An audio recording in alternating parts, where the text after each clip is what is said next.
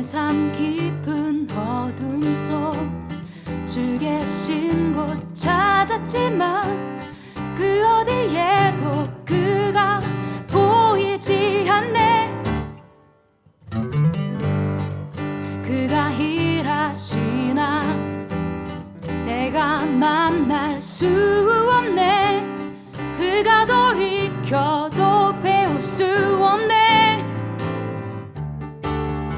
나의 가는 길을 오직 그가 하시나니 그가 나를 단련하신 후에 내가 정금같이 나오리라. 자기의 길을 가시는 주 맘에 원함 행하시네. 내게 작정하신 것도 그 뜻대로 이루실 주님. 그분의 오묘한 그 사랑 나 찬양해.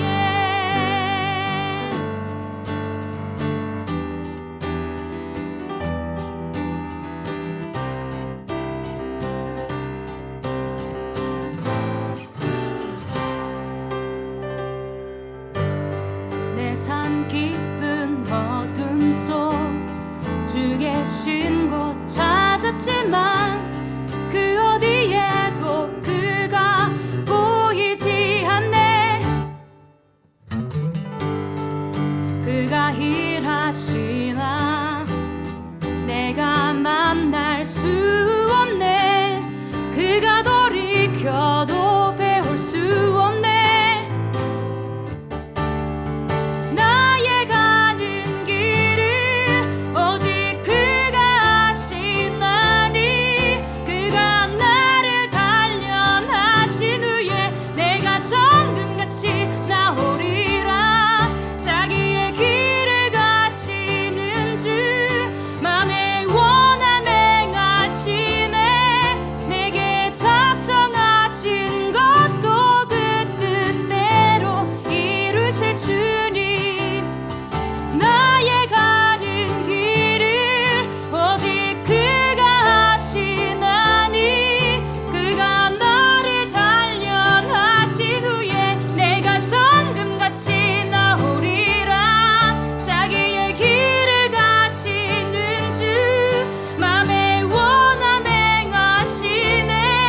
내게 작정하신 것도 그 뜻대로 이루실 주님. 그분의 오묘한 그 사랑 나 찬양해.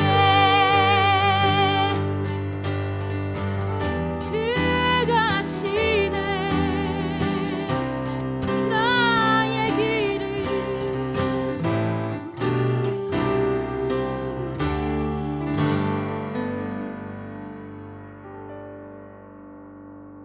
지난 10년간 매달 20만 원씩 꼬박꼬박 보험 넣은 김호구 씨. 40줄에 처음 병원 신세를 졌는데 과연 그 보장 금액은?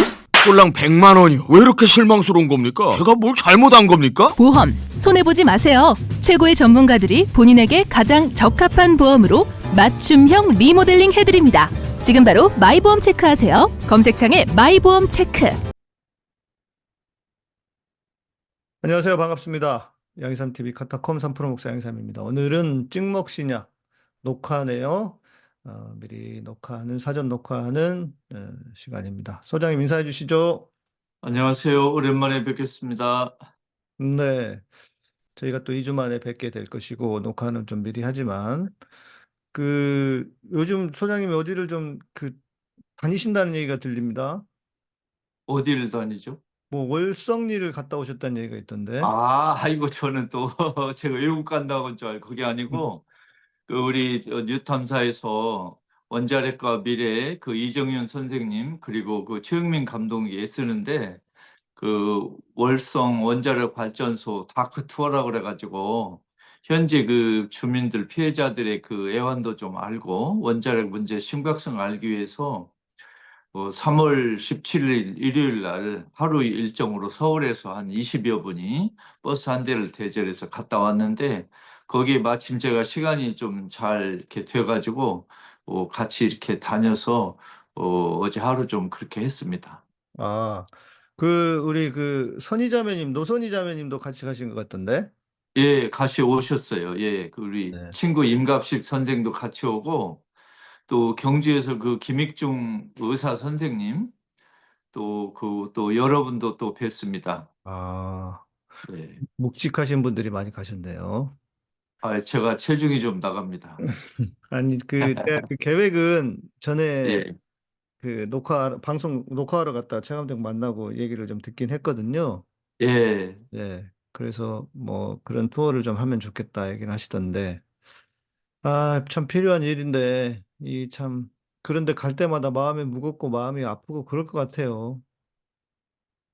아무래도 이제 그 가장 심각한 문제인데 아직 이 사람들이 이런 걸 잘 모르니까 맞습니다. 예. 저도 잘 몰랐다가 이번에 가서 놀란 게 많아요. 정말 중요한 문제구나. 이걸 더 좀 그, 널리 알려야 아니, 되겠구나. 아니, 그게 생각보다 지금 뭐 안전하다고 하는데 안전하지 않고 이미 뭐 나름 뭐 방사능이 좀 유출도 되고 뭐 피폭이 될 수도 있고 뭐 그런 얘기가 있던데 실제로 어떻습니까?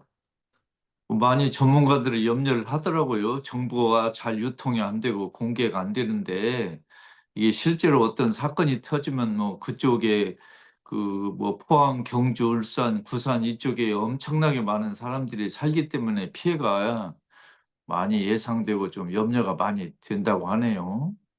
아, 이게 약간 시한폭탄 같아요. 언제 어떻게 될지 모르는.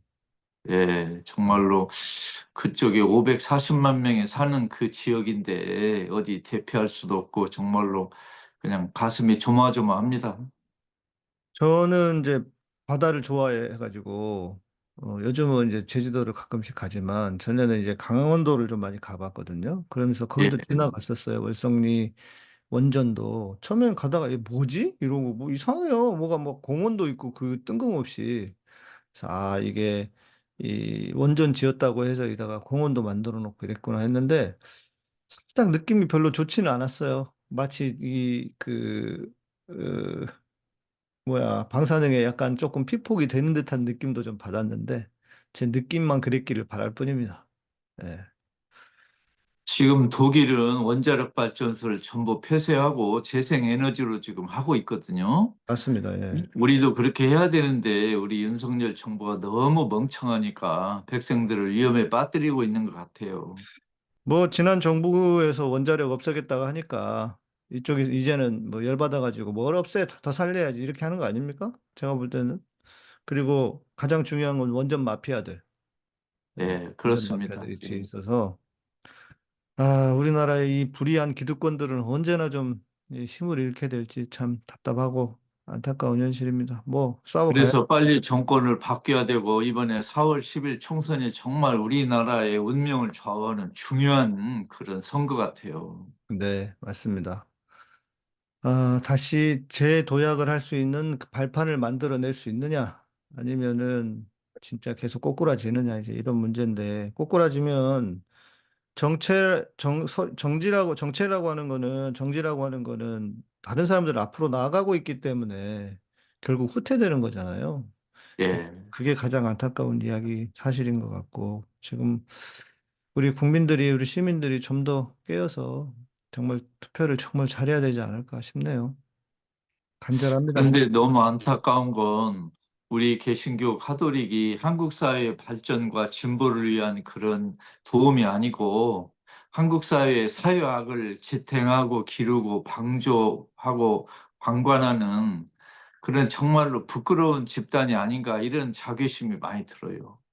저는 뭐 이제는 그거는 그냥 포기해버렸고요. 예, 그냥 저는 아유 저것들은 교회도 아니다. 그냥 그렇게 생각을 하는 게 일단 속이라도 편할 것 같아요. 남들은 어떻게 생각하든지 간에 뭐 교회도 아니 하나님도 안 믿는 것들이 모였다고 무슨 교회입니까? 생긴 게 교회라고. 저는 교회도 아니다. 이제 그래서 그냥 논외로 하자 싶은데 문제는 그 사람도 여전히 영향력이 있으니까 그런 건데 이제 점점 영향력도 잃어가고 상실해 가고 그러지 않을까 싶어요. 예, 정신 차려야 되는데, 아, 제가 볼 때는 힘들 것 같습니다. 특히 개신교는 정신 못 차릴 것 같아요.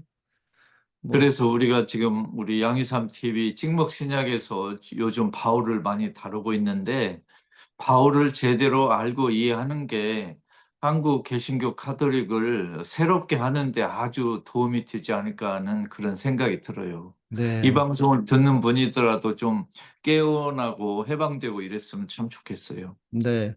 이 시간 기다리는 분들이 많으신 것 같아요. 예. 그래서 좀 더 성경을 잘 알고 바르게 알고 특히 바울을 지금 배워가고 있는데 바울을 잘 알아가고 싶은 마음들이 많으신 것 같은데 자, 오늘은 로마서 몇 장에 해당될까요? 8장 9절 지난번에 이어서 지금 율법 문제를 계속 다루고 있는데 이 부분이 워낙 중요하고 워낙 지금 잘못 알려졌기 때문에 네. 차근차근 천천히 아주 세밀하게 좀 나가고 싶어서 계속 하고 있습니다. 아, 8장, 9장. 네네. 예. 자, 로마서 8장은 그건데 예수 안에 있는 나에게 정죄함이 없나니 이렇게 나오는 거 아닙니까? 예, 제가 그렇습니다. 하는데. 예. 네. 그러면서 지금 죄와 율법 문제를 계속 지금 바울이 심각하게 다루고 있습니다. 네. 자, 이제 진행을 해 보겠습니다. 바울은 율법을 좀 이렇게 공격하던 그런 공격하는 듯 보이는 구절들이 참 많습니다. 뭔가 이 문제가 있다. 문제가 왜 심각하냐면 네. 옛날에 토마스 아퀴나스가 학생들을 가르칠 때 일부러 네. 교실에 왼쪽 교실에다가 이렇게 중간에 선을 이렇게 생각해 가지고 왼쪽 편에 앉은 사람은 예를 들면 오늘은 A 의견을 의무적으로 이제 말해야 되고 오른쪽에 있는 사람은 B를 이야기하게 만들어요. 네. 그리고 며칠 지나면 완전히 뒤집어 놓고 지난번 했던 것과 반대 의견을 이제 설명을 하고 요구를 해요. 예. 이거에 비유한다면 바울은 처음에는 율법이 우리 유다인의 살 길이라고 배웠잖아요. 그랬겠죠. 예, 당연히. 근데 이번에는 율법이 이제 약점이 있다는 걸 이제 주장해야 될 시기가 온 거예요. 얼마나 괴롭겠어요, 인간적으로. 예, 예, 예. 왜냐하면 옛날에 유다교 성도였을 때는 우리 율법이 최고다. 이걸로 우리는 충분하다고 배웠는데 이제 예수 그리스도를 알고 난 뒤에 예수 그리스도가 진짜네? 그러면 율법은 어떡하지? 뭐가 부족해야지 당연히. 그럼 율법이 뭐가 부족하지? 하고 이제 설명을 해야 되는데 음, 본인은 옛날에 완전히 반대로 배웠잖아요. 그렇죠. 예. 그럼 예를 들면 우리 한국 개신교를 비유하면 꼴통 그 개신교에 푹 쩔었던 사람이 새로 성서를 알고 내가 옛날에 알았던 거 정말 엉터리다고 이제 말을 해야 될 시점이 왔잖아요. 네. 인간적으로 얼마나 괴롭겠어요, 힘들고. 아, 맞아요. 저도 이제 그런 경험을 했는데, 제가 고등학교 때까지 배웠던 신앙, 뭐, 죽으면 천국 간다. 그리고 우리는 천국 가는 것이 이 어떤 신앙인의 최고의 목적이다. 그랬는데, 총신대에 들어와서 배워보니까, 천국은 죽어서만 가는 것이 아니고, 이 땅이 하나님의 나라다. 이런 이야기를 하는데, 막 선배들도 이야기, 학교에서도 이야기하는데, 와, 이 사람들이 무슨 뭐 여호와의 증인인가 막 이런 생각이 들기도 하고요. 네. 그러고 있는데 우리 선배 하나는 아니에요. 선배님 중에 한 분이 기숙사 같이 생활했던 그 형님이 이 사람아 천국 어디 있는지 아노? 그래서 뭐 천국 어디 있어요? 죽어서 가는 거지. 그랬더니 그래 생각하나? 그것만이 천국 아니대. 천국은 이 땅에도 있대. 그래서 내가 그러고 가만히 있었더니 와, 내가 여호와 증인 같나? 이러는 거예요, 진짜로. 진짜 제가 여호와 증인 아니야? 이러고 있었는데 그러면서 시작된 저의 천국에 대한 개념의 변화. 이게 정말 이 자신의 신념을 바꾼다는 게 이게 보통 일이 아니더라고요. 정말 저도 아니, 그때 힘들었던 경험이 있거든요. 아니, 목사님, 신부님들도 지난 시절을 한번 뒤돌아보면 신학교 가기 전에 정답을 다 교회 성당에서 배우고 갔잖아요, 신학교에. 그러니까요, 예. 그러면 1학년 1학기 수업 받으면 교수님들이 이단같이 보이잖아요. 저 양반 이상하다. 그러죠? 맞아요. 예, 예. 그러다가 이제 배우면서 어 당신들이 교회 성당에서 신학교 가기 전에 배운 걸 뒤돌아보게 됐잖아요. 네. 그중에 틀린 것도 알아내고 뭔가 아직 부족한 것도 알아내고 할 때 그 얼마나 마음이 괴롭고 마음에 번민이 옵니까? 이 과정을 바울이 겪은 거예요, 지금. 아니, 이제 그러다가 저는 마지막에는, 아이씨, 내가 속았구나. 지금까지 배운 게 속았었다, 씨. 이런 생각이 드니까요. 예. 뭐라고 해야 될까? 화가 나기도 하고, 내가 얼마나 열심히 정말 내가 최선을 다해서 저 고등학교 때까지만 해도요. 아니 만 해도가 아니라 그 이후도 그렇지만 고등학교 때 정말 교회 생활 열심히 했었거든요. 고3 때도 저 막 주일날 예배 4번, 5번씩 드리고 막 이랬는데 왜냐면 저는 교회가 전부인 줄 알았거든요. 그래서 교회, 학교, 집 이거밖에 몰랐어요. 고등학교 때는 진짜 착실과장처럼 살았는데 물론 뭐 총신대 다닐 때도 뭐 비슷하긴 했지만 제 삶의 어떤 폭이 이렇게 내가 좁았구나. 이게 잘못된 거였구나. 이게 이원론적인 기초에서 교회는 거룩하고 세상은 악하고. 한 번은 제가 말씀드린 적 있나 모르겠어요. 방송에서 몇 번 얘기한 것 같은데 학교에서 저희 때는 반팅이라는 게 있었습니다. 남자 고등학교, 여자 고등학교하고 반팅을 했는데 1번 훌륭한 끼리 학교인데. 만나고, 예? 아, 훌륭한 학교였어요. 예, 여학교하고 2번, 2번, 3번은 3번 이렇게 만나는데 제가 아, 그때 2학년 때인가 1학년 때인가 제가 만났던 여자 그 학생이 괜찮은 거예요. 마음에 들더라고요. 그런데 토요일 날이었는데 목사님이 부흥회를 한다고 그 이제 몇 주 뒤에 저한테 교회 그 부흥회 포스터를 좀 붙이라고 그랬단 말이에요. 그래가지고 미안하다고 내가 교회 그 포스터 붙이러 가야 된다고 부흥회 포스터 붙이러 가야 된다고 그러고 그냥 마음에 드는데도 불구하고 제가 그냥 박차고 나왔어요. 아, 그 덕분에 지금 사모님 알게 됐잖아요. 감사하게 생각해야지. 그 덕분 아니라도 만났겠죠. 그런데 여튼 그렇게 예, 살았는데 제가 예. 와 내가 당했구나. 씨, 속았구나. 진짜 내가 이게 신앙을 내가 완전 잘못 알고 있었구나 싶으니까 아마 이제 저뿐만 아니라 우리 시청자분들도 저희 방송을 들으신 분들 중에는 아마 그런 분들이 많이 계실 거예요. 그리고 그런 분들이 지금도 열심히 듣고 계시고 뭐 또 후원도 하고 그러실 것 같은데 그런 아픔, 그런 충격이 마치 그 껍데기를 벗고 나오는 것처럼 이게 보통 일이 아닌 것 같아요. 근데 이 껍데기를 벗고 나온 아픔이 크게 두 종류가 있는데, 그건 우리 시청자들도, 목사님, 저도, 또 바울도 마찬가지 경우인데, 두 가지가 있어요. 하나는 네. 그동안 나에게 가르쳐 준 사람들에 대한 배신감이 느껴지는 거예요. 맞아요, 맞아요. 예. 나를 이 사람들이 속였어? 음, 또 하나는 그동안 열심히 살았던 나 자신에 대한 그 후회가 생기는 거예요. 맞아요. 내가 바보 천치였나? 내가 속았나? 진짜 그렇더라니까요. 그러니까 그래서 주위 약간, 사람들에 대한 배신감, 나 자신에 대한 그 후회, 이 두 가지가 너무 힘든 거예요. 실존적으로. 이론적으로가 아니라 실존적으로 힘들어요. 네, 정서적으로. 네. 이 과정을 우리 바울도 겪었어요. 음, 그래서 우리가 바울을 더 잘 이해할 수가 있어요. 이렇게 하다 보면. 아, 이게 율법이 최고인 줄 알았다가 율법이 모자란다고 이제 설명을 해야 하니 얼마나 괴롭겠냐고요. 그렇네요. 예. 생각해보니까 그런 생각은 못했네요, 우리가. 바울의 그 심정을 이해를 못했네. 바울은 당연히 그냥 뭐 예수님이 최고다 이렇게 했으니까 그냥 어찌 보면 기쁜 마음으로 그렇게 했을 것 같은데 생각해보니까 그랬을 수 있겠네요. 그러니까 바울하고 우리하고 건널 수 없는 강이 하나 있어요. 뭐냐면 우리도 성서학자 대부분도 유다인이 아니잖아요. 그렇죠, 예.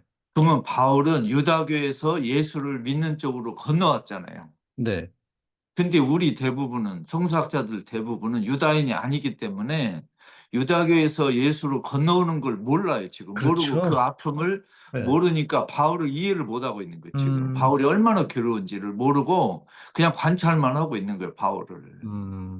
이게 맞습니다. 바울은 뭐 칭의론인 이러고 앉아 있는 거예요. 그러나 바울은 그게 아니고 그 율법의 부족함에 대해서 얼마나 그 고민했고 자기 동족 유다인에 대해서 얼마나 그 애끓는 심정이 있는지를 우리 성사학자들이 모르고 있는 거예요, 지금. 우리도 모르고 있고. 예, 그럴 수 있겠습니다. 그러니까 바울 이해가 잘 안 되고 있는 거지. 음, 그러니까 이제 제가 신학교 졸업하고, 뭐, 어찌 보면 목사 안수도 이미 받은 다음에, 제가 성경에 대해서 발견한 관점 하나가 뭐였냐면, 예수님이 유대인이었구나. 아, 그럼요. 그리고 바울도 유대인이었구나. 그런데 우리는 왜 바울과 예수님과 바울이 유대인이라는 사실을 자꾸 잊어버리고, 유대의 어떤 문화든지 그 배경을 무시하고 그냥 성경을 이해하려고 했지? 여기서부터 뭔가 성경에 대한 오류가 시작되었다. 해석에 대한 오류가 시작되었다는 걸 저도 깨달았거든요. 그 지금 시점. 목사님이 너무너무 중요한 말씀 하셨어요. 이게 뭐냐면 현대 신약 성서학계에서 바울과 예수를 새로 발견한 게 바로 이거예요. 뭐냐면 네, 옛날에 우리는요, 바울이든 예수든 유다교 거리가 멀은 게 진짜 예수인 줄 알았어요. 진짜 맞아요, 바울이. 맞아요, 맞아요. 예, 근데 지금 연구해 보니까 예수나 바울이나 진짜 유다인이라는 거예요. 그러니까요. 이걸 우리가 확 뒤집어야 돼, 지금. 예, 이게 예수가 유다교에서 뭔가 멀고 반대되고 좀 엉뚱한 이야기를 해야 이거 진짜 예수고. 그러니까 그렇게 또 보면은 이런 측면도 있는 것 같아요. 그러니까 이 소장님 들어보셨죠? 대체 신학이라고. 아, 예, 예. 예. 그러니까 그러니까 신약 이후에 믿는 성도들이 구약의 이스라엘을 대체했다. 그래서 우리가 영적 이스라엘이 되었다라고 하는 대체 신학인데 제가 신학 공부를 대학 때, 대학원 때 할 때만 해도 그게 거의 주류였던 것 같아요, 학교에. 예. 그래서 누구도 이런 이야기, 예수님이 유대인이었다, 이런 얘기, 유대적인 문화를 중요하게 생각하고 이런 사람들은 거의 없었던 것 같거든요, 교수들 중에서도. 그냥 단지 성경을 해석하기 위해서 유대 문화를 조금 이해하려고 하는 정도에 그쳤는데 그런 관점은 없었던 것 같아요. 그런데 분명한 거는 예수님이 유대인이었고 바울도 유대인이었고 그런 관점으로 돌아가지 않으면 성경이 에, 더 제대로 해석이 될 수 없겠다. 그런 생각을 저도 지금은 분명히 하고 있어요. 그러니까 예수나 바울이 그동안 우리 생각에는 유다교에서 변두리에 있던 사람, 네. 예외적인 사람, 음. 뭔가 유다교하고는 겉도는 사람으로 우리 알고 그렇게 배웠는데 실제로는 유다교의 핵심에 있던 사람들이 이 양반들이. 네, 네, 네, 네. 이제 우리가 생각을 바꿔야 돼요. 예수하고 바울을 생각을 바꾸는 게 아니고 우리가 생각을 바꿔야 돼요. 네, 근데 맞습니다. 그런 교육을 그동안 교회 성당에서 못 배웠으니까 우리가 계속 혼란이 오는 거예요. 맞아요, 맞아요. 저도 정말 그래서 헷갈렸던 것 같아요. 성경을 제대로 해석할 수 없었던 것 같고. 자, 그러면, 바울이 율법의 약점을 증명해야 했던 이유는 당연히 예수님을 자기가 어떤 그 예수를 믿었기 때문 아닐까요? 그러니까 예수 하나로 충분하다는 걸 아니까 예. 율법이 충분하면 안 되는 거예요. 그러면 그러니까. 충분한 게 두 개가 있으니까. 그렇죠, 그렇죠. 그러니까 이제 바울은 율법이 부족해서 예수를 찾은 게 아니고 예수가 충분한 거 안 다음에 율법의 부족한 걸 설명해야 되는 지경에 왔어요. 네, 거꾸로. 네, 네, 네, 네, 네. 근데 우리는 한국 사람은 한국에서 교회 성당 다니는 사람은 예수를 믿은 다음에 율법이 부족하니 충분하니를 따질 이유가 없어요. 왜냐하면 그걸 굳이, 몰랐으니까. 굳이 네, 그렇죠. 그렇죠. 아니, 율법은 우리한테 주어진 게 아닌데. 예, 율법, 몰랐으니까 율법은 처음부터. 유대인들한테, 구약의 유대인들에게 주어진 건데, 우리하고는 율법은 상관이 없잖아요. 그러니까 우리가 지금 예수 바울 이해하기 어려운 게 바로 여기에요. 네, 네, 네. 네. 맞습니다. 그래서 그래서, 의외로 간단해요. 예수를 정답으로 알았기 때문에 그동안 정답으로 알았던 율법은 정답이 아니구나 하는 걸 이제 해설해야 되는 거예요. 딱 이거예요. 하나. 네, 예. 네, 네. 그게 신앙의 논리로도 당연한 일인 거고, 예. 일일 테고요. 예.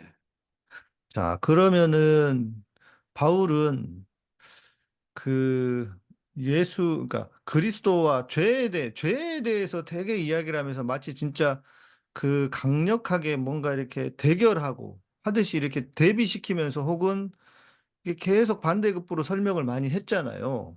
예. 그게 죄가 진짜 심각하다고 생각해서 그랬을까요? 일단은 바울은 죄를 인간 개인이 또 인간 전체가 거역할 수 없는, 이길 수 없는 어떤 위대한 엄청난 힘으로 생각했어요. 죄 자체를. 강력한 힘. 예, 그러니까 죄는 인간이 죄와 싸워서 이길 수는 없고 죄와 싸워서 이길 수 있는 분 예수 혼자예요. 그러니까 바울이 지금 이렇게 그 드라마를 또는 영화 촬영을 한다면 화면에 마치 죄가 하나의 그 사람처럼 어떤 인물처럼 나오고 예수가 하나 나왔고 둘이 지금 싸우는 그런 화면을 그리고 있는 거예요. 네, 네. 우주 공간에 죄라는 사람하고 예수라는 사람하고 둘이 싸우고 있는 거예요. 말하자면 지금 화면에. 그래서 네, 둘이 싸움을 시키는 거예요. 그래서 예수가 이겼다 이렇게 말하는 거예요. 네. 예. 그러니까 그러면 전제가 그거네요. 죄라고 하는 것이 인간이 결코 이길 수 없는 강력한 힘.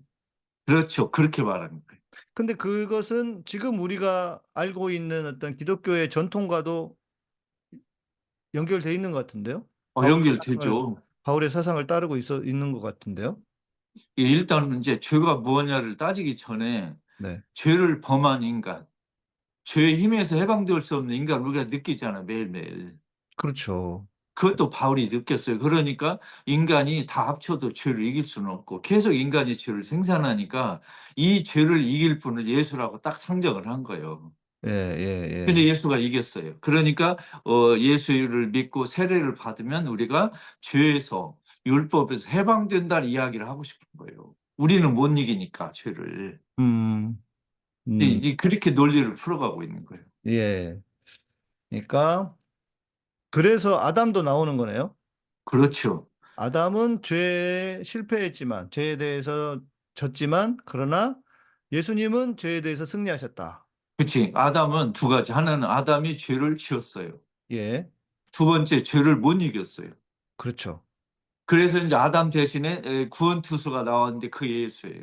둘째 아담은 아담. 죄를 졌어. 네. 그러면 예수가 나와서 죄를 이겨봐. 이겼다 이 말이죠.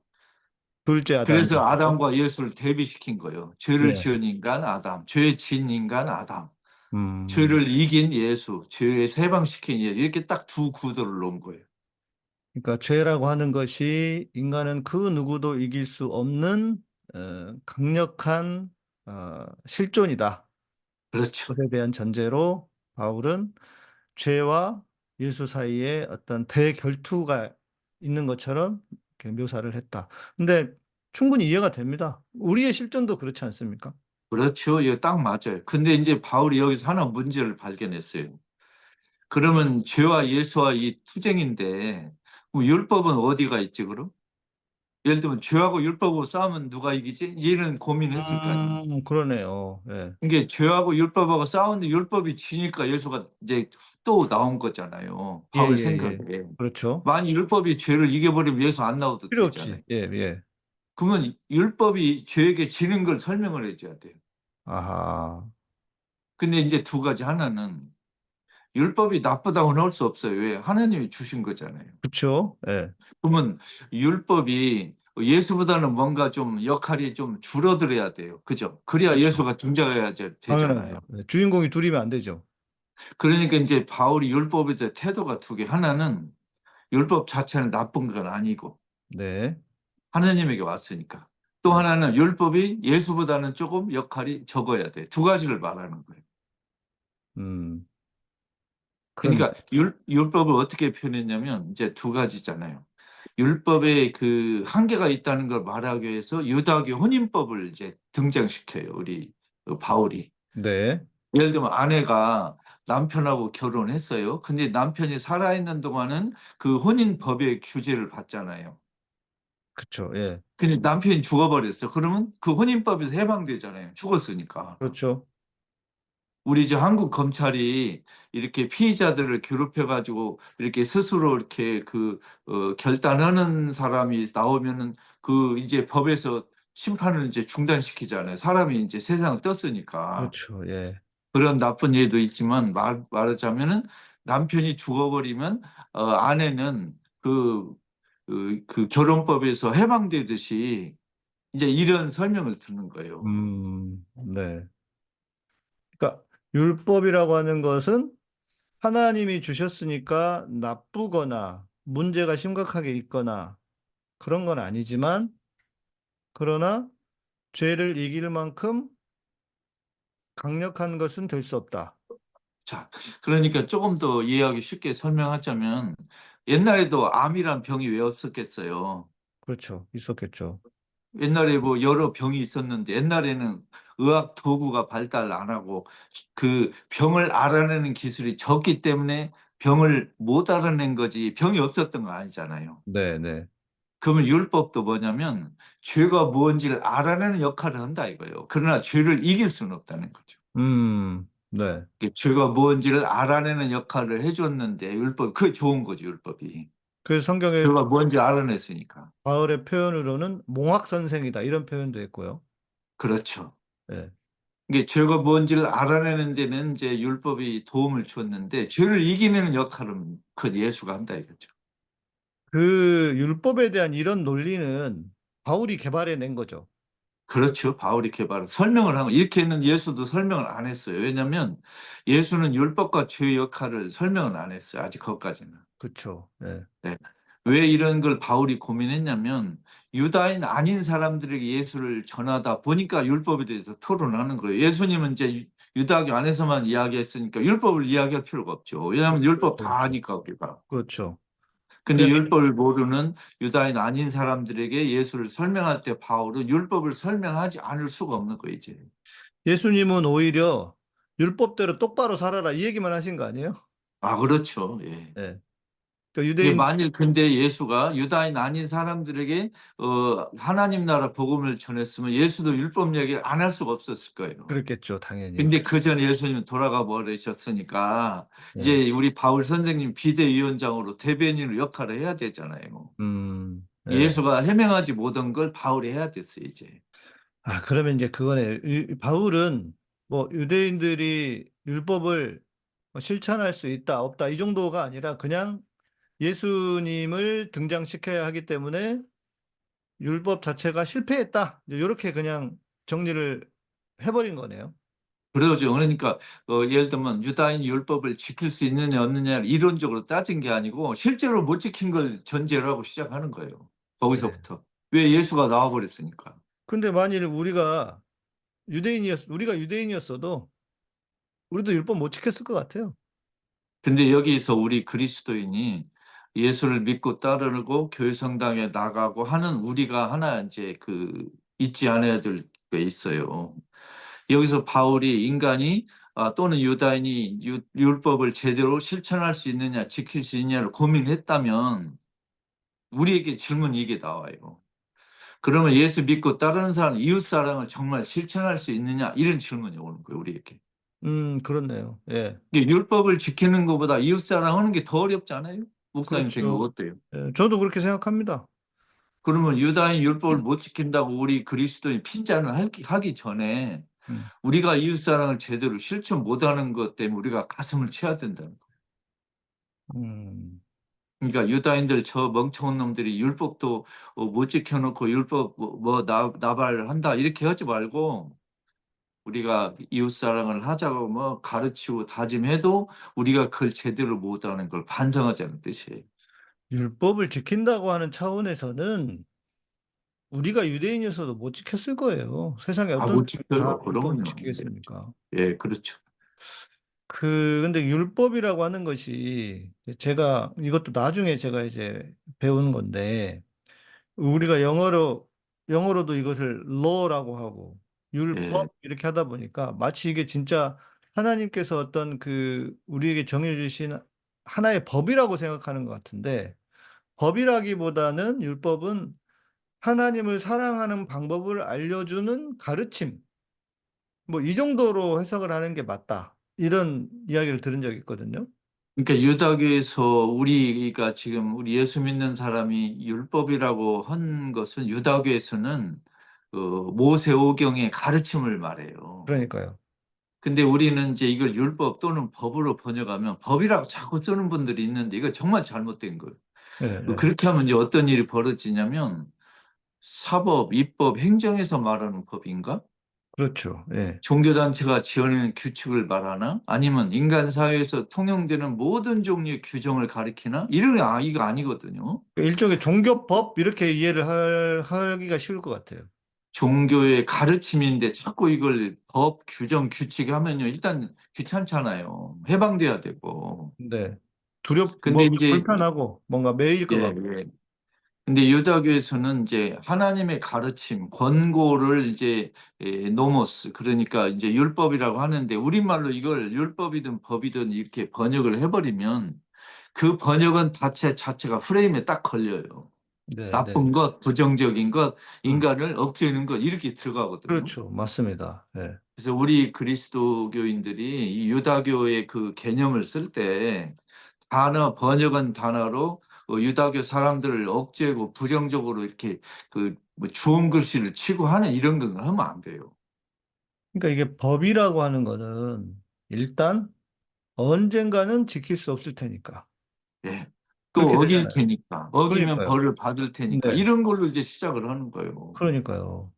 그러니까 신앙이 우리도 이렇게 율법적인 태도로 신앙생활을 하는 사람들이 되게 많지 않습니까? 뭔가 하면 안 될 것 그렇죠. 예, 같고, 예. 이거 했다가는 잘못하면 하나님한테 벌 받을 것 같고, 그런데 그거를 교회에서도 목사들이 그렇게 가르친단 말이에요. 그러다 보니까 죄책감도 커지고, 생각해보면 저도 그랬던 것 같아요. 이걸 누가 그렇게 가르쳐서도 그런 것도 있지만, 제 스스로도 인간의 양심이 뭐제 스스로 막 깨끗해지고 싶고, 깨끗하게 의롭게 정말 살고 싶은 욕망, 선한 욕망이겠지만 그게 우리 안에 있으니까 자기도 모르게 자기 스스로를 정죄하고 그런데 거기에 유대인들은 율법까지 있었다. 그러면은 이거 얼마나 힘들게 살았을까. 그러니까 지금도 유대인들 중에 그냥 그 하시딤 혹은 그 메아시아림 같은 데 가면은 막 그런 그 유대인들의 완전한 그 율법을 따른 전통으로 사는 사람들이 있지 않습니까? 예. 이방인들 쳐다도 보지도 않고 핸드폰도 그래서 우리 특히 그 신학자들이나 목사 신부님들처럼 이제 종교물을 많이 먹은 사람들이 조심해야 될 게 있는데 뭐냐면 우리가 쓰는 종교적인 단어 있잖아요. 네, 이 단어들이 원래 뜻과 거리가 멀게 우리말로 번역되거나 이렇게 그 사용되는 단어들이 얼마나 사람들을 힘들게 하는가를 돌아볼 필요가 있어요. 맞습니다. 예, 예를 들어 조선일보 기자식으로 성서를 연구해 버리면 큰일 나거든요. 그쵸. 예, 네, 그래서 그 전문 단어를 애용하는 건 좀 피해야 되고 그 단어가 만일 잘못 번역되거나 우리가 쓰고 있는 단어라면 그걸 설명을 좀 할 필요가 있어요. 사람들에게. 네, 네, 그렇지 않고 막 전문 용어 집어 던지잖아요 하면 사람들 힘들어져요. 그쵸. 예, 그래서 저도 뭐 목사님도 물론이지만 우리가 이 시간에도 그렇고 저는 책에도 그렇지만 전문 용어를 잘 안 쓰려고 그래요. 왜냐하면 그게 쓰는 것 자체가 이미 잘못된 수가 있어요. 자기는 잘났다고 보여줄 수 있을지 모르지만 듣는 사람 예, 입장에서는 뭔 소리인지도 잘 모르겠고, 예. 예, 그럴 수 있기 때문에 맞습니다. 자, 그러면 바울은 유대인뿐만 아니라 유대인이 아닌 모든 사람들도 죄 아래에 있다. 모든 인류가 죄 아래에 있다.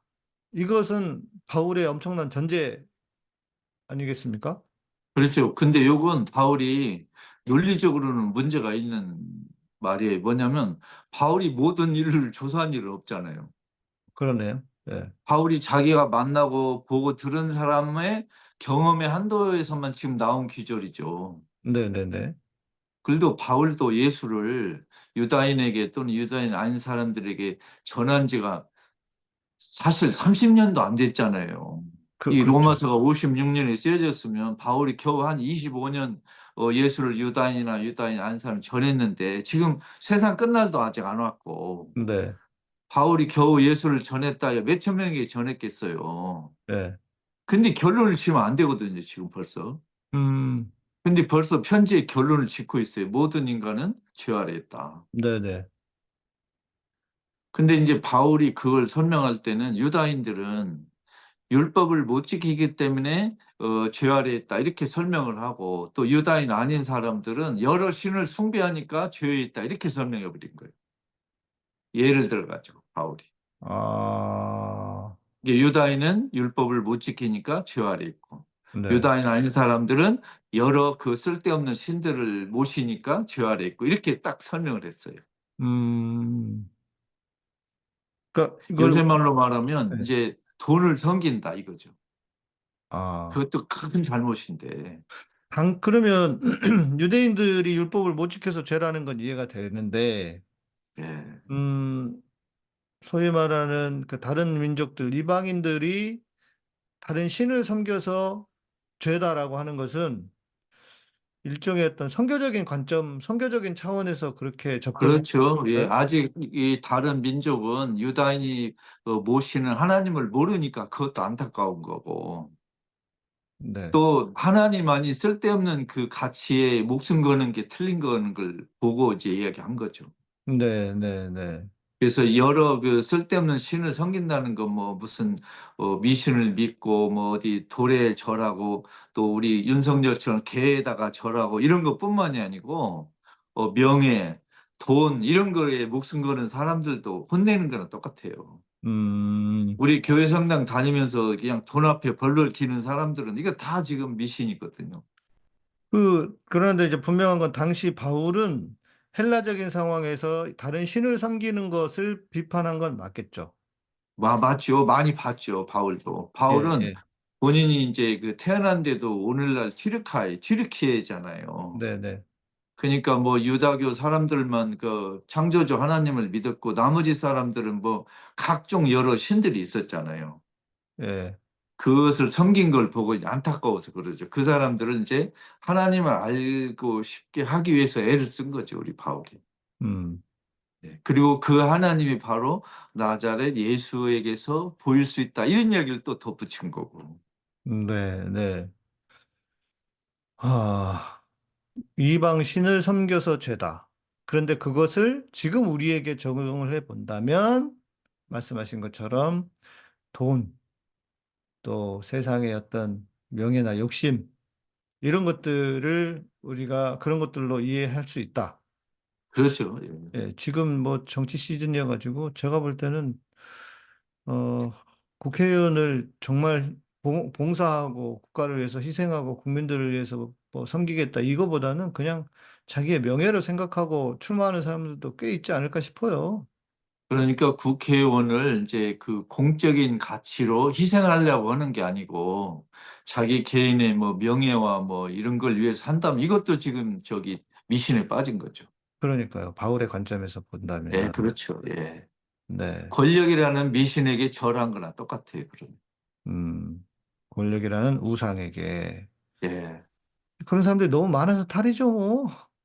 우리 교회 성당 안에 또 수두룩해요. 예, 우리 교회 성당에 다니는 사람들 겉으로는 예수를 믿는 것 같지만 속으로는 이방신 우상을 믿는 사람이 한둘이 아니잖아요. 그러니까요. 대부분 다죠, 뭐. 예, 거의 다 그럴 거예요, 제 생각. 착각하고 있는 거고, 자기가. 예, 예, 자, 그러면은, 아까 바울이 그 율법의 한계를 유대인들의 혼인법, 그리고 죽음의 사례로 들어 설명을 했, 했나요? 죽음? 예. 음, 그러니까 처음에는 이제 유다교 혼인법을 예를 들어가지고 남편이 죽으면 아내가 네, 혼인법에서 해방된 걸 예를 들었어요. 네네. 이제 두 번째는 세례를 예를 드는데 세례는 말하자면 그 세례받기 이전에 사람이 죽은 걸로 이제 비유를 들은 거죠. 그러니까 예수 없이 살기 이전에는 육적인 인간 또는 뭐 그 예수를 모르고 산 시대에는 이제 죄와 죽음에서 이렇게 고통받은 시절이고 예수를 믿고 세례를 받으면 이제 죄와 죽음에서 해방된 걸로 해석을 했어요. 네, 근데 그러면 이제 또 우리가 또 질문이 나올 수 있는데 아니 세례 받은 사람도 죽지 않느냐? 그렇죠. 그죠? 근데 이제 우리 바울이 말한 건, 그 죽음에서 해방이라는 건 뭐냐면, 죽음 자체가 악이고 부정적인 것이고, 실패고 하는 그 죽음에서 해방됐다는 거예요. 의학적인 죽음이 사라졌다는 게 아니고. 그러니까 내가 음, 의학적인 죽음을 맞이하기 이전에도 나는 내 썩을 몸이 그 이제 죽어서 없어질 이 몸 자체가 이렇게 나쁜 게 아니라는 생각이 들어가는 거예요. 그러니까 그래서 해방된 거죠. 죽음의 의미를 바꾸어 그렇죠. 버렸네요. 어찌 보면. 그렇죠. 예. 죽음이라는 사실을 없앤 게 아니고 죽음이라는 두려움과 부정적인 의미에서 해방시킨 거예요, 이제. 음, 그렇죠. 실은 우리에게도 그걸 적용할 수 있지 않습니까? 당연히.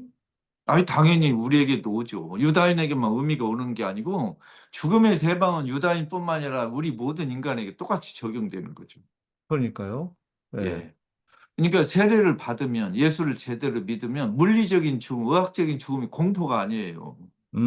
네. 그런 이야기예요, 우리 바울이. 그래서 세례는 세레머니 의식이 아니고 인간의 존재의 변화라는 거지. 우리 바울은 그렇게 말하는. 아, 그러니까 이제 우리가 성경을 읽다가 좀 오해할 수 있는 게 죽음을 예, 극복했다. 그리고 예, 예수님이 실제 부활을 하셨다. 이렇게 하니까 우리가 마치 그 죽음을 극복했다고 하는 것이 안 죽고 영원히 사는 것처럼, 그래서 실은 그런 이단들도 많이 나오지 않았습니까? 아니, 나오지. 예를 들면 이제 이런 질문도 제가 봤는데, 그런 질문 정말 중요하고 아름다운 질문이, 우리 모두가 할 수 있는 질문이, 예를 들면 예수가 부활하면 그 다음에 어떻게 있다가 언제 또 돌아가셨느냐 네. 라든가, 그럼 네, 우리 몸이 부활하면 그 다음에 그 몸은 언제 또 죽느냐, 뭐 자꾸 이런 질문이 쏟아져 나오잖아요. 맞아요. 예. 근데 이런 질문은 부활을 제대로 이해를 못해서 지금 나오는 질문이에요. 네, 네. 이거 누가 설명을 제대로, 예, 우리 목사 신부님이 해야 이런 질문이 없어지죠. 안 하니까 지금 자꾸 이런 질문이 나오는. 그럼 부활은 어떤 겁니까? 그러니까 부활은 인간의 죽음이 실패다, 무의미다, 개죽음이다, 이런 게 아니고, 이 인간의 삶은 정말 하나님의 뜻에 맞춰 살 만한 가치가 있고, 그런 죽음은 실패가 아니라는 걸 말하는 거죠. 음, 근데 그 증거를 예수 부활에서 보여준 거예요. 만약 예수가 부활하지 않았다면 우리가 이런 그 부활에 대한 의미를 아무리 설명해도 근거가 없는 게 되는 거예요. 근데 예수 부활이 있기 때문에 이렇게 설명할 수 있는 거예요. 그 예수님의 부활이 육체적인 부활인 건 분명하지 않습니까? 근데 이제 이런 게 이제 여기서부터 이제 좀 이렇게 신화적인 설명하고 우리 물리적인 설명이 막 혼동될 수 있는데, 왜냐하면 네, 부활이라는 현상은 우리가 의학적으로 물리적으로 해명하기 어려운 사건이잖아요. 네, 근데 우리 인간이 쓰는 언어라는 건 결국은 우리가 갖고 있는 언어를 쓰기 때문에 자꾸 추상적인 언어가 되고, 세밀하지 않은 언어를 쓸 수밖에 없잖아요. 그렇죠. 예, 예를 들면 가짜 인간, 뭐 영적인 인간, 뭐 무슨 육적인 인간, 이렇게 이 추상적인 언어로밖에 쓸 수 없는 한계는 있어요. 어쩔 네, 수 없어요. 네, 그러나 그 부활이라는 게 의미하는 건 분명히 있잖아요. 예. 네. 예를 들면 부활이라는 건 죽었던 인간이 다시 이렇게 죽기 이전의 몸으로 똑같이 재생한다, 이런 건 전혀 아니에요. 아니에요? 아니죠. 큰일 나죠. 그렇게 하면은. 그러면 부활한 사람이 또 죽어야 되잖아요. 그렇게 해서 부활한 또 사람이 영원히 또 사는 거 한 아니에요? 새끼 밥을 먹고 살아야 되고, 그러면 부활한 인간이 두 번째 죽어야 되고, 그 두 번째 죽은 인간이 또 나타나야 되고, 그러면 예를 들면 뭐 제2의 홍길동, 제3, 제4, 제4, 세 번째 부활 이후에 홍길동, 열 번째 부활이 홍길동이 계속 나와야 되는데요. 그걸 어떻게 설명하겠어요? 아니, 안 죽고 계속 사는 거잖아요. 부활했으니까. 부활을. 그러니까 음, 요거 이제 여기서부터 이제 그 신화적인 언어가 들어가는 거죠. 네. 예. 그러니까 그것도 그래서 그러니까 이제 그러니까 왜 그러냐면 우리 개신교인들에게 특히 보수적인 신앙을 가진 사람에게 육체의 부활을 부정한다는 것 자체를 있을 수 없는 일이니까요. 그리고 그러니까 바울도 어찌 보면 실제로 그 부활을 예수님의 육체의 부활을 이야기한 거잖아요. 아니, 그 말을 부정하는 게 아니고, 네, 부활하면 죽기 이전에 몸 그대로 부활한다, 그런 건 아니에요. 그것은 성사가 말하지 않았어요. 네, 네, 만일 그렇게 말하면 이제 문제가 어떻게 생기냐면, 그러면 한 사람이 죽어요. 부활하면 갓난아기 모습으로 부활해요? 맞아, 아니면 죽기 맞아, 전에 암을 가진 걸로 나타나요? 어떻게 돼요? 맞아요. 여기서부터 이제 굉장히 복잡해지는 거예요. 네, 그러면 네. 어떤 사람은 부활 싫어할 수 있어요. 내가 이 생도 죽겠는데 뭐 왜 부활해? 나 싫어. 아니 라든가 뭐 그런 게 그래서 나올 수 있잖아요. 우리는 이건 대학 1학년 때 배웠던 건데 부활은 우리가 부활할 때는 우리 인생에서 내 삶에서 가장 완벽했을 때 혹은 온전했을 때의 모습으로 하나님께서 우리를 부활시키신다. 저는 아, 그렇게 배웠단 말이죠. 근데 그런 부분은 성서에서 이야기하고 있지 않아요. 그냥 성서에서는 네. 죽음에서 일으켜졌다, 이렇게만 하지, 죽음에서 일으켜진 다음에 어떻게 물리적으로 자연과학적으로 어떻게 묘사하는가는 일체 없어요. 아니까 유추는 할 수 있지 않습니까? 천국이다. 그러면 천국은 가장 완벽한 곳이니까 내 개인의 삶도 완벽한 때의 모습으로 부활하겠지. 근데 이걸 이제 유추할 수 있는 그런 거잖아요. 유추나 설명은 이제 자유고 또 의미가 있겠지만, 네. 여기서부터는 아예 언급을 안 하는 게 좋은 것 같아요. 그냥 나의 죽음 이후의 문제는 하나님에게 맡기고 하나님이 알아서 하실 거고, 그거에 관해서는 죽기 이전에 나는 별로 할 말이 없는 것 같다. 아니, 내 근데 지성으로 왜냐면 느끼고. 이건 너무 예. 잔인한 게, 어, 예를 들어 장애가 있는 분이 있어요. 그 장애가 있는 분은 천국에서 부활을 했는데도 똑같이 장애가 있어요. 그럼 어떻게? 그 천국도 아니지. 그러니까 이런 건 그냥 하느님께서 알아서 우리 개인의 그 자존심과 인품과 연결되는 상태로 우리의 명예를 회복할 것이다. 이런 정도로만 믿고 그 물리적인 상태는 표현 안 하는 게 좋은 것 같아요. 아니, 근데 저는 이거는 네. 물러날 수 없어. 왜냐면 천국은 완전한 곳인데 완전하지 않은 채로 부활하면 이건 말이 안 되잖아요. 하여튼 그걸 믿고 그냥 그렇게 살도록 합시다. 근데 예. 그걸 우리가 자연과학적으로 설명을 하지 말자는 거예요. 그렇죠. 그건 당연히 예, 자연과학적으로 설명을 할 수는 없을 예, 예, 것이고, 예, 말씀하신 것은 심지어 부활의 의미도, 그러니까 근데 그거는 되게 중요한 이슈거든요. 예. 이제 개신교에서는 예수님의 부활을, 육체의 부활을 믿지 않으면 이거 너 자유주의 신학이잖아, 이렇게 나온단 말이에요. 그냥 그래서 사도신경에도 부활한다는 그 사실, 그 사실만 밝혔을 뿐, 부활한 상태에 대한 묘사는 하지 않고 있잖아요. 물론 예, 그렇죠. 그것만 그냥 생각하면 되는 것 같아요. 예. 우리는 하느님께서 우리를 이렇게 세워주실 것이다. 여기까지만 믿고 어떻게 어떤 방식으로 이런 이야기는 우리가 안 하고 상상 안 하는 게 좋은 거예요. 그 시대에는 디테일하게 못했겠죠, 당연히. 근데 저도 이제 그거를 추적을 해 가거나 추정을 하자는 거라기보다는 예, 그렇죠. 그래도 우리가 워낙 한국 교회에서 그 강조했던 것이 육체의 부활을 강조했기 때문에 실은 우리 기독교인들에게는 육체의 부활이 아니고 의미의 부활만 있다 그러면 이거는 진짜 엄청난 충격이 돼요. 아니, 아니, 그게 아니고, 우리 네, 사도신경에도 이제 어, 사람의 부활을 믿는다 그 귀절 있잖아요. 네. 이게 성도가 다시 하여튼 사는 것. 부활한다는 사실만 딱 믿고, 네. 부활 이후에 인간의 몸에 시간표 이런 거 쓰지 말자는 거예요. 그건 그쵸. 우리가 할 일이 아니니까. 예, 예, 그거는 저도 동의합니다. 그걸 우리가 예. 어떻게 알겠어요? 그리고 이제 조사님께서 말씀해 주시는 것은 죽음이라고 하는 것, 그러니까 부활이라고 하는 것이 죽음의 의미를 어, 아주 부정적인 죽음에서 아주 긍정적인 죽음으로 의미를 재해석해 버렸다. 이거지 그렇죠. 않습니까? 예. 네, 그 근거로 예수 부활이라는 사실이 이제 근거가 있다는 거죠. 네, 네, 네. 예수가 부활한 사실을 우리가 알고 믿기 때문에 나 자신도 부활할 거라는 믿음이 생기는 거예요. 그렇죠. 예. 예. 그러니까 이전에는 죽음이라고 하는 것이 두렵고 부정적이고 이것은 꼭 유대인들뿐만 아니라 우리에게도 다 해당되는 거죠. 그러죠. 네, 예. 그러니까 죽음을 이길 수 있는 인간은 아무도 없습니다.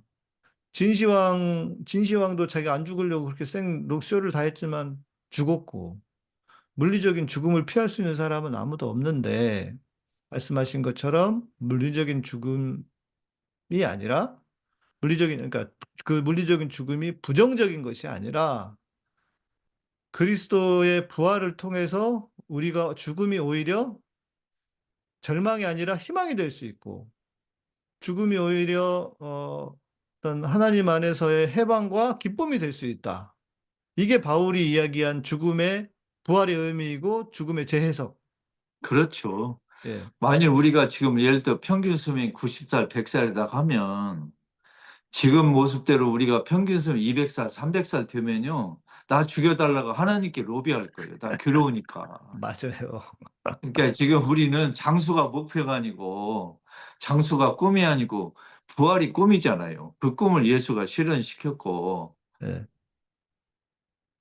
그러니까요. 예. 아니 예를 들어서 안 죽고 살아요. 그런데 요양원에서 누워 있어.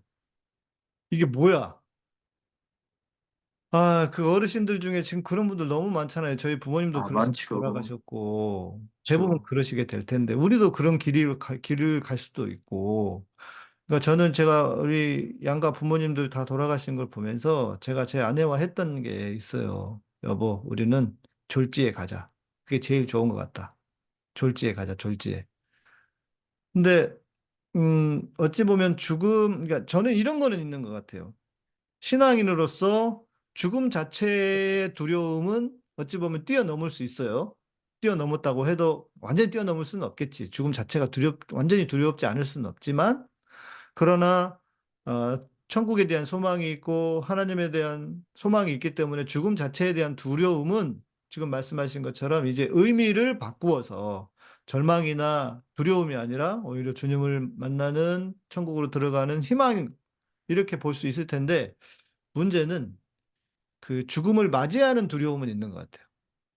근데 예를 들면 저 하나님이 우리 사후를 보장해 주겠다 하셨잖아요. 죽은 뒤를 보장하잖아요. 네. 그게 부활이고 뭐 여러 가지 있으면 그러면 하나님이 우리의 사후도 보장하는데 사전은 왜 보장 안 하겠어요? 가끔씩 안 하시더라고요, 그 양반이. 그래서 이제 저도 한때 젊은 때 신학을 할 때는 죽음에 대해서 많은 고뇌 또 묵상을 했는데 이제는 안 해요. 왜 그러냐면 하나님은 알아서 해줄 건데 왜 내가 신경 써 그걸. 네. 그리고 이제는 내 자신의 죽음보다는 다른 사람의 죽음을 고뇌하게 됐어요. 음, 가난한 사람, 네. 억압받는 사람, 그 불행하게 돌아가신 분, 이런 사람의 아, 죽음을 네, 어떻게 네. 해석해야 되고, 음, 그분들의 명예를 하나님은 어떻게 회복시켜 줄 건가. 그러니까 죽음은 나 자신의 죽음이란 주제에서 다른 사람의 죽음, 가난한 사람의 죽음으로 확장된 거예요, 이제. 네, 네, 네. 그게 우리가 이제 제대로 죽음을 이제 이해하게 된 계기가 될 것 같아요. 제대로. 이건 되게 중요한 관점인 것 같습니다. 네. 그, 고통이라고 하는 것도 사람이 자기의 고통에만 계속 매몰돼 있으면 더 힘들고 고통스럽거든요. 예, 그런데 주변 사람들의 고통을 돌아보면 자기의 고통이 상쇄되고 언젠가는 자기의 고통은 보이지 않을 때가 있어요. 예, 그것처럼 죽음 또한 죽음을 극복하는 방법 중에 하나도 소장님께서 중요한 말씀해 주신 것 같은데, 연약한 자들의 죽음, 고통당하는 사람들의 죽음을 생각하면 진짜 내가 그럴 겨를이 없죠. 그냥 그렇게 살다가 하나님이 부르시면 그냥 정이 가는 거고, 또 그런 것도 있는 것 같아요. 정말 그 인생을 잘 사는 분들은 하나님이 그냥 조용히 자다가 밤에 아침에 일어났는데 그냥 그 돌아가셔 있는 경우도 있고, 물론 그 죽음 자체는 고통스럽겠지만 그런 것도 있는 것 같으니까 저도 뭐 크게 뭘 생각하고 그러진 않는데, 하여튼 많은 사람들의 어떤 주된 관심이 나이가 들어가면 들어갈수록 죽음에 대한 어떤 고통 혹은 관심은 있는 것 같아서 저도 좀 언급을 해봤습니다. 근데 되게 중요한 말씀을 해주신 것 같습니다. 남의 고통을. 그리고 죽음은 임종 직전의 순간만 자꾸 얘기하면 안 되고, 네. 우리 삶 전체에 일관된 널리 퍼져 있는 삶의 구석구석이 죽음의 한 순간이라 생각하면 임종 직전에 대해서 너무 심각하게 생각은 안 할 수 있을 것 같아요. 음, 우리는 날마다 죽어가고 있기 때문에. 그렇죠. 네. 그리고 이제 저는 전태일에게 되게 깜짝 놀란 게 말이 그냥 전태일인데 옛날에 그 젊을 때 이렇게 가셨으니까. 근데 지금 생각 우리보다 선배거든요. 연세로는 이제. 그렇죠. 예. 근데 그 전태일 그 어린 청년이 어떻게 남의 고통이 내 고통이다. 음, 이런 생각을 했는지 놀라울 정도로. 참 이분도 훌륭합니다. 개신교인이었잖아요. 전태일 맞습니다. 예, 선생이. 예. 근데 정말 이런 걸 잘 이해하신 분 같아요. 예수처럼 사신 분이죠. 아, 정말. 맞습니다. 예, 훌륭한 그- 분이세요. 네. 그런데 영락교회에선가는 자살했다고 장례식도 안 해줬대요. 영락교회 놈들은 제주 4.3에서 수십만 죽인 놈들이잖아요. 그 나쁜 놈들. 그러니까요. 예.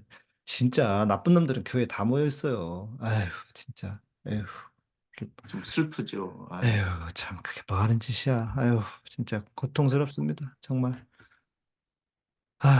네. 자, 오늘, 또 돌아보면 몇 가지 중요한 말씀을 해주신 것 같고, 중요한 것은 아무튼 바울을 이해할 때 바울이 유대인이었다. 예수님도 유대인이었다. 이걸 늘 생각을 하셔야 될 것 같고, 그렇다면 유대적인 관습, 종교적인 관습도 늘 머릿속에 두셔야 될 것 같고, 그러면서 율법에 대한 이해, 바울이 어떤 율법을 이해했었는지도 아시면 좋겠고, 그리고 죽음에 대한 것은 예수님의 부활을 통해서 바울이 죽음을 부정적인 것에서 긍정적으로 변화시켰다.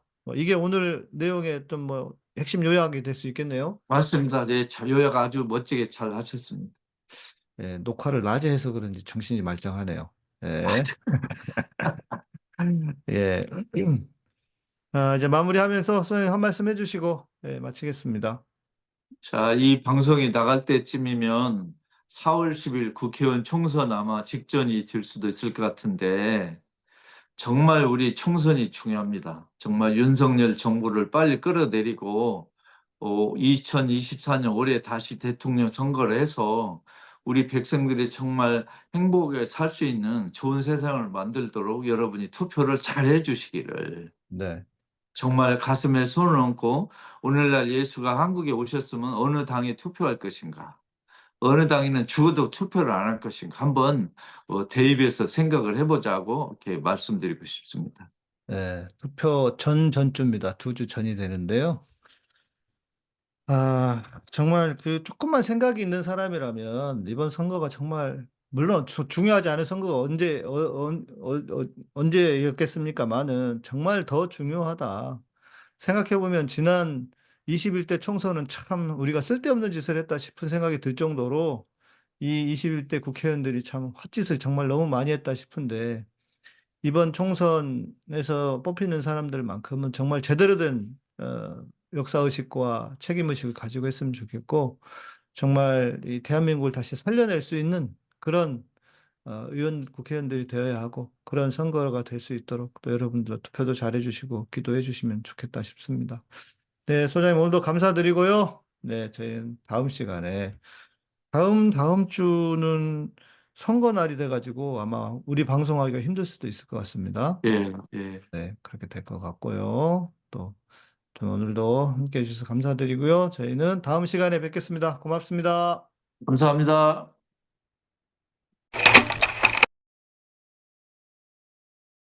인간을 포함한 모든 생물들은 자연으로부터 많은 것들을 얻습니다. 우리 몸에서 만들어내지 못하는 비타민C도 이러한 자연으로부터 얻어야 합니다. 천연 비타민이란 바로 공장에서 화학적으로 합성하여 만든 것이 아니라 청정 지역에 적합한 환경에서 재배하고 수확한 자연의 유기농 과일 그 자체를 농축한 것입니다. 천연 상태에 살아있는 비타민C에는 루틴, 비오플라보노이드, 팩터 K, 팩터 J, 팩터 P, 타이로시나제, 아스코르브노겐 등이 풍부하게 포함되어 있습니다. 그러나 합성 비타민C는 아스코르브산 단일 물질로만 이루어집니다. 합성은 자연으로부터 얻은 다양한 요소로 이루어진 비타민C를 모방할 수 없습니다. 루틴, 비오플라보노이드, 팩터 K, 팩터 J, 팩터 P, 타이로시나제, 아스코르브노겐 등의 성분이 대량으로 포함된 천연 비타민C군을 선택해야 합니다. 특히 요즘 같은 상황에서 예방과 면역력 증진에 필요한 올바른 천연 비타민C를 선택하세요. 캐나다에서 생산하는 인기 상품 천연 비타민 마오에 관한 문의는 웹사이트 supereleutin.com, 전화 1522-6801이나 페이스북 자연건강대학 또는 카카오톡에서 엘레오틴을 검색하시면 됩니다.